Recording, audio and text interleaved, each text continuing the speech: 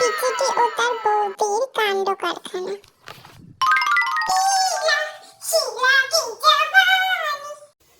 আরে বিচুটি, তুমি গান করছো? এই দেখো তোমার জন্য দুটো কে নিয়ে এসেছি। এই দুটো শাড়ি তোমার দাদা নিয়ে এসেছে। বলেছে সরস্বতী পূজাতে আমাদের দুজনকে পরতে। দেখো তুমি কোনটা নেবে। বাহ, কি সুন্দর! আমার জন্য শাড়ি এনেছে। কই দেখি দাদা। কোনটা নেবে? আমার এই শাড়িটা পছন্দ। আমি এই শাড়িটা পরে সরস্বতী পূজায় ঘুরতে বেরোবো। কেমন লাগছে বলো তো? বাহ, কি মজা! এই শাড়িটা পরে আমরা ঘুরতে যাব।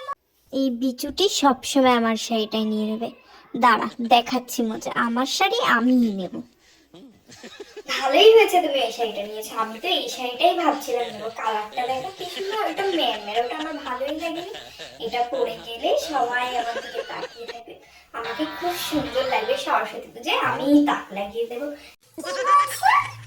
এই শাড়িটার কালার ভালো না? মেরমের করছে। ওই শাড়িটা পরলে ভালো লাগবে।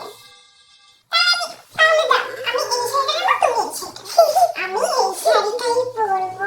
এই শাড়িটা বেশি সুন্দর। আমাকে মনে হয় এটাতেই ভালো লাগে। যাও যাও।